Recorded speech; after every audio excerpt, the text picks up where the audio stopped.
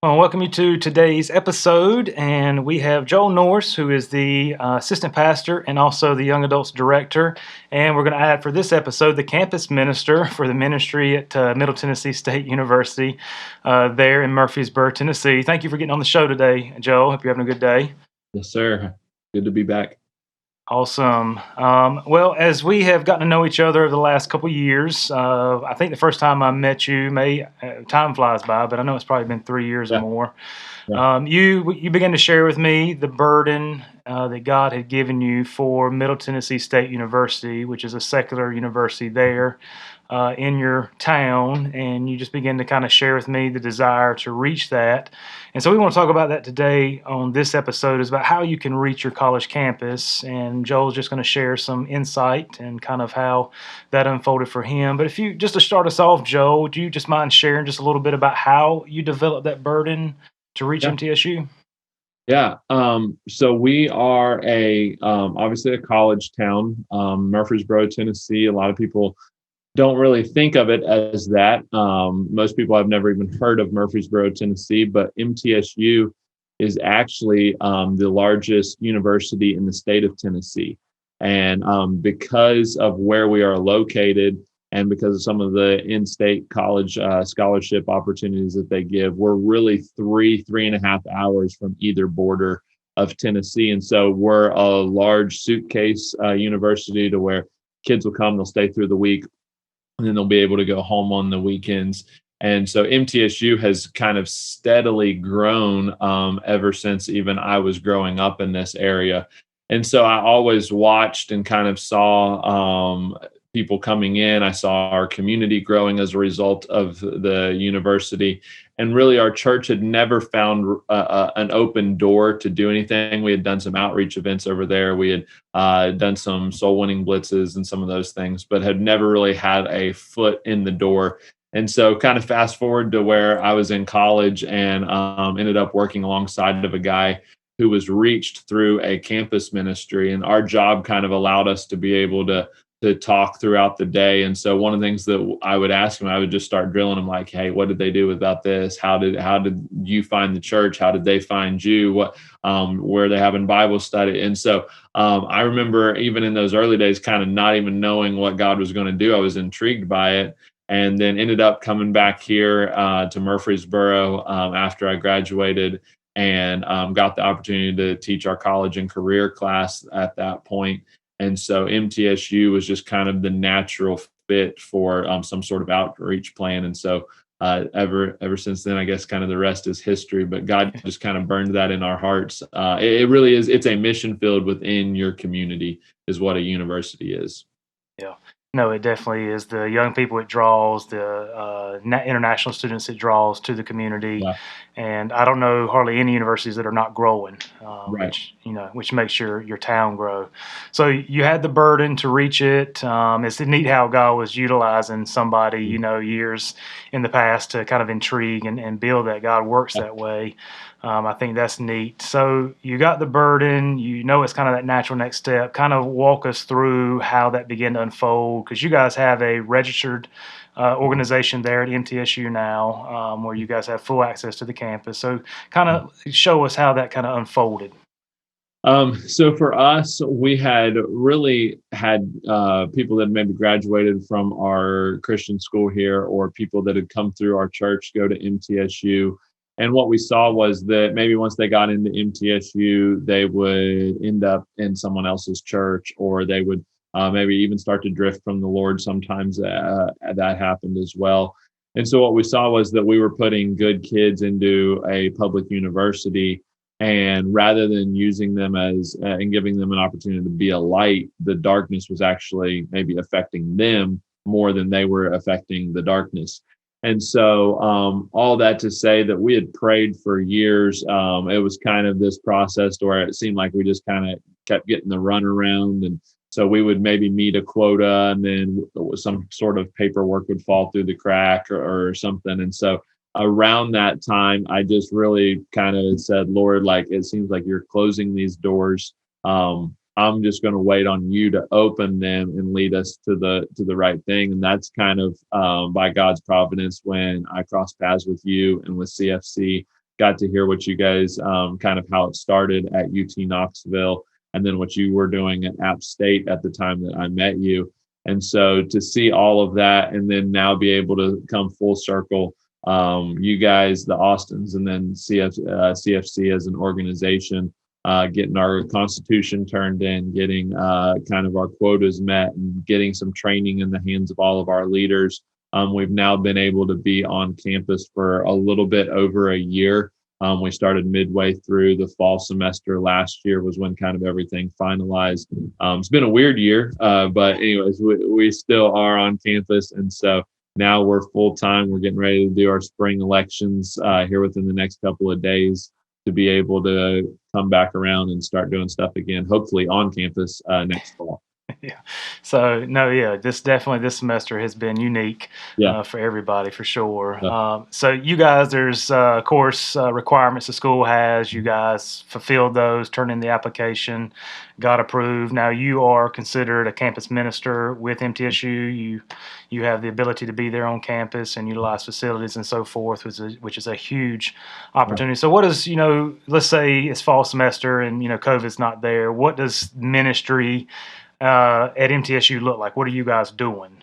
So we kind of dual role it a couple of things, a couple of ways. The first is that we see it as a really an outreach opportunity, a ministry opportunity for the college and young adult students that are in our church. So we've got a good group that has already been kind of established here in our ministry. And so we use CFC as an opportunity for them to reach those in their generation. But we also use it as an opportunity for those that are on MTSU to be encouraged. So much of their life is just contradictory to their faith, contradictory to the way that they were raised, and so we kind of try to be a little oasis for them, to where they can come, they can relax, they can and get a Bible lesson that's applicable, a Bible study that's applicable. They can spend time with friends, and sometimes getting maybe even some of their lost friends to show up. Even though we're a campus town, a university town, we're still about 10-15 minutes from campus on a Sunday morning. And so that's a pretty big leap to get someone to kind of make the commute across town, show up to a church they've never been to. And so our Thursday night Bible studies is when we do them. We try to provide them with food and give them a good time. We're in there for about 2.5 hours.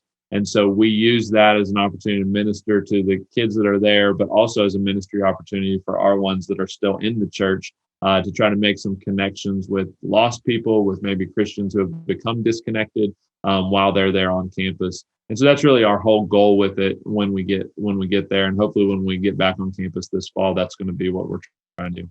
Yeah, I think that's an awesome focus when you're doing it twofold. You're utilizing it as a mission field, mission opportunity, Yeah. essentially for the young people on your campus, but also reaching those that are there. Has the ministry there at MTSU, has it helped to grow either your Crosspoint ministry, your young adult ministry, or your church in any way? Yeah, it definitely has. In fact, I would say that probably a large majority of the souls that we've seen saved in our ministry that have maybe been the direct result of a outreach program or whatever has been through a lot of our Collegians for Christ ministry, and just people inviting others to come. People maybe getting reintroduced back into church. And so it's been neat to see kind of a little section of our church begin to grow as a result of that. And it's really, what I find interesting is it's kids that, by all standards of the world and by all standards of maybe our movement or any of the data that you read, it's the kids who shouldn't be coming to church. And they're the ones that are showing back up. They're the ones that are getting plugged into ministries. They're the ones that are asking the right questions, getting saved, getting baptized. All of those things are occurring as a result of our campus ministry, and so we're getting to see new faces pretty consistently. That's awesome.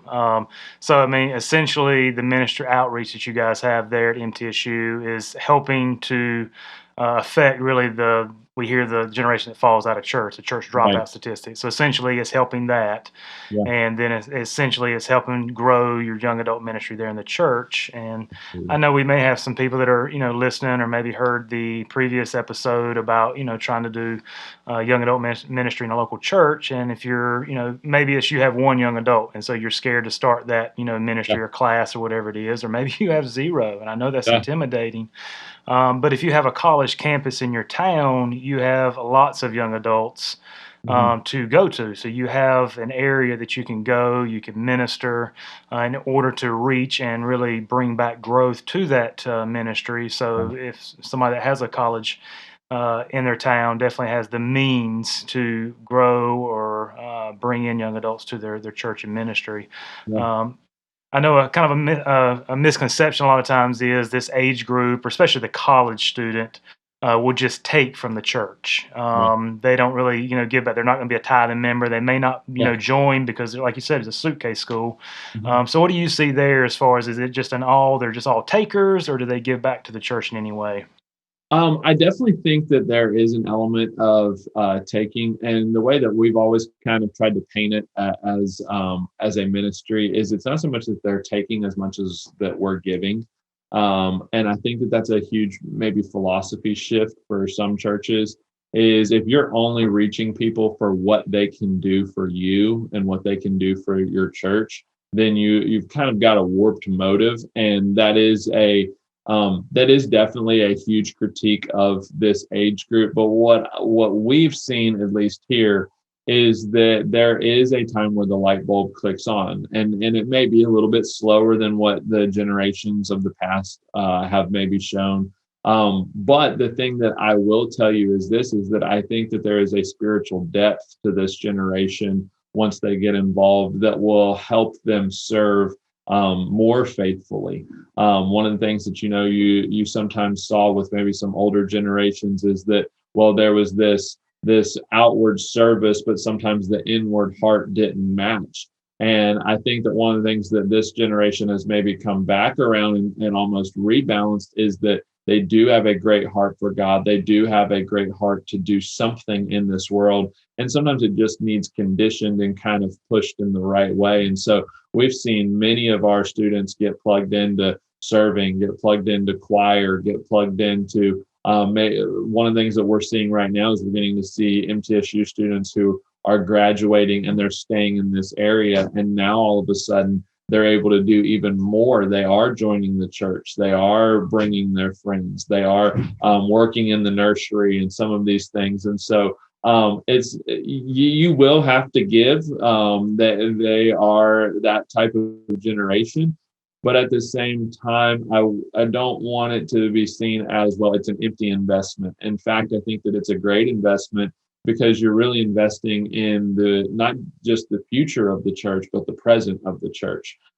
And there'll be some times where you feel like that, yeah, you're getting taken for a ride, but at the same time, we have seen it come full circle now to where many of them are tithing, involved, and serving members of the church. And that's not the goal, but I think for every time that we invested in one of them, the Lord's turned around and blessed us with one that has been willing to make that next step. Yeah, and I like that philosophy of you got to give Yeah. in ministry, and if we're only doing it for what we get back, that's the wrong motive for sure. Right. Yeah. Definitely. So I know we got some people that are listening that definitely have a college in their town, and maybe they're considering, what could I do? Could we reach it? We're hearing what Joel and what they're doing there with Collegians for Christ at Middle Tennessee State. What would you say, just maybe as a word of encouragement or advice to somebody like that? I think the best way to really maybe start to develop a burden. I'm a pretty big data nerd when it comes right down to it, and so you can find a lot of free data about your university. Right now is probably not a great time to go and walk around your university. It may be a great time because but for the most part, it'll be pretty empty. But they say you've always heard it say that your eye affects your heart. Scripture teaches us that. And a lot of times you hear that in regards to maybe a missions trip. So you need to go on a missions trip. Chances are you can drive 10, 15, 20 minutes across your town and maybe walk around your college campus and go on a missions trip. And your eye will affect your heart. You'll see kids that are unlike anything that maybe your church represents. You'll see kids that are hurting, that are depressed, that are lonely. Sometimes people feel intimidated about talking to college students. And when I first got started, that's exactly where I was. I'm not the most outgoing person, but I can tell you that these kids are looking for people to talk to them. They're looking for a little break in the monotony of their life and of their world. And so let your eye affect your heart. Get some numbers. Get the enrollment of your university. Get maybe how many countries are shown and that are exhibited at your university. Look up some of those things, and I think that you'll be able to see that you've got a great opportunity to do something. One thing that I will want to add, and you can probably even speak more to this than I can, is I know some people that say, "Well, I don't have a huge university in my town." Really, your junior college campuses right now are pretty much untapped by ministries and university and Bible studies and church impact. Because kids are there for such a short while, Tennessee does a thing where you can go to junior college for free if you stay within the state and go to a state university. And so they might only be there for 1 or 2 years to get their basics. But for the most part, those junior college kids are going to be within a driving distance of your church if you've got one in your town or in your area. And so don't hesitate just because you might not have a big SEC school or a big name school. You might have a junior college that's within 15, 20 minutes of your church. It can be a great opportunity for you as a ministry.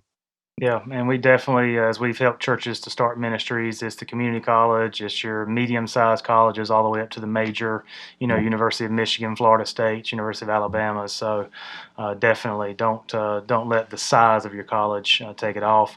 But I Yeah. think what you said there, Joe, is just go. You can go to the college campus; it's public property, so go walk around and let God change your heart. So, well, Joe, I appreciate you jumping on with us and sharing some of your insight and what God's Yeah. done there at Middle Tennessee State. I know some people may want to reach out, or maybe they even have a young person that's going to be going to Middle Tennessee Yeah. State. Do you guys have any contacts or social media that they could connect with you guys? Yeah. So our class and group that we actually have in ministry here for our church, I think I mentioned in the last episode, but it's at FRBC_Crosspoint. And then for our actual Collegians for Christ ministry on campus, it is CFC_MTSU. You can feel free to follow along. We've been doing some devotionals on there for our students while everything's still virtual. If you've got students that's attending MTSU, or if you have any questions about it, you can feel free to DM us. Or would you mind if I shared my email address too? Not at all. All right. If you have any questions about any of that, I would love to answer any of them. Or like I said, if you got a student that's attending MTSU, you can reach me at Joel, Joel.Norris, Norris at franklinroad.org. And we would love an opportunity to help in any way that we could. Yeah, I appreciate you sharing that, Joe. And I can say Joe can be a tremendous resource and a help and just a huge encouragement. So if there's anything he can do, or you got any students going to MTSU, please reach out. I'm sure they'd be glad to connect with them. And if there's anything we can do as Collegians for Christ to help you or your church to start a ministry, just contact us and we can begin at least a dialogue or a conversation to kind of see what all goes into it. So we appreciate you tuning in for this episode. Thank you, Joe. Hope you have a great day.